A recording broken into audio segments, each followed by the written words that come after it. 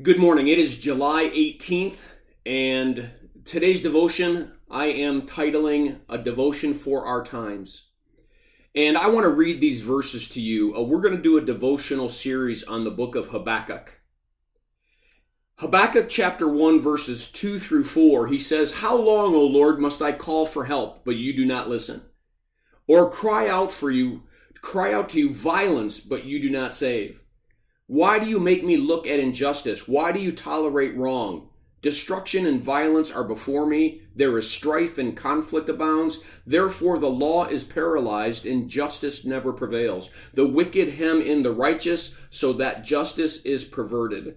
And I'm titling this devotion A Devotion for Our Time because any of us who has watched the news over the last few months, this is our cry.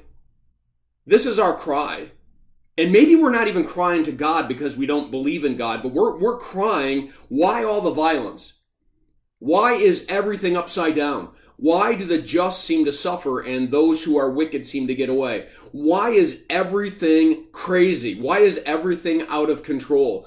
And the first thing, as believers in Jesus Christ, I want to say to you, Habakkuk is not criticized or told he's wrong for crying out like this to God. We have a right to cry this way. But I pray that this devotion could make it to everyone who's in this country. The question is, why have we become so violent? I'm believing that violence has become a form of communication today. It's an abusive way to use our words. See, we know the word abuse. When a man beats his children or a wife his children, we know that that's wrong because that violence in that situation is improper because that relationship should be one of love. But you see, the violence now has left the homes. It is jumped out into the community. And now, if we can't get our point across, if we are not being heard, then we become violent. And the Bible tells us everywhere that the reason is because we begin to follow falsehoods.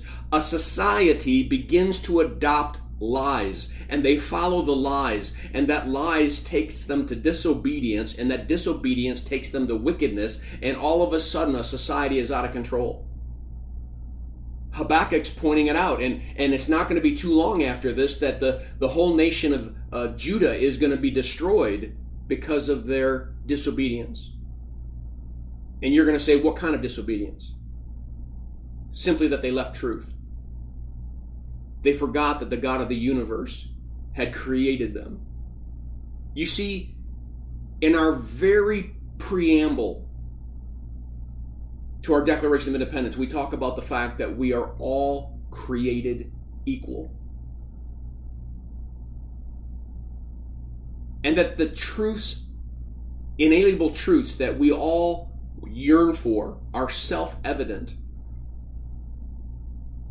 But you see, we're no longer a society that believes that there's a God. We're no longer a society that believes that truth is self-evident. We are no longer a society that believes that there are inalienable rights.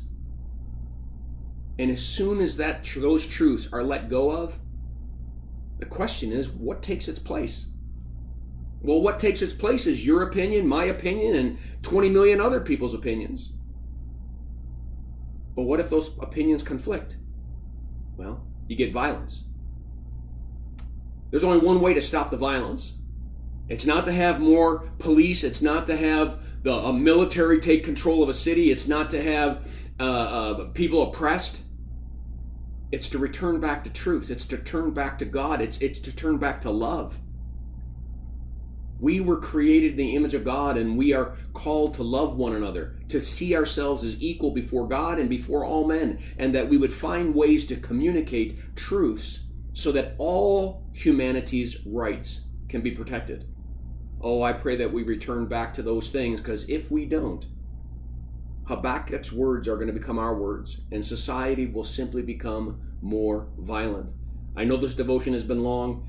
I ask you to read the devotion attached. I pray that it's a blessing to you. Have a firmly rooted day.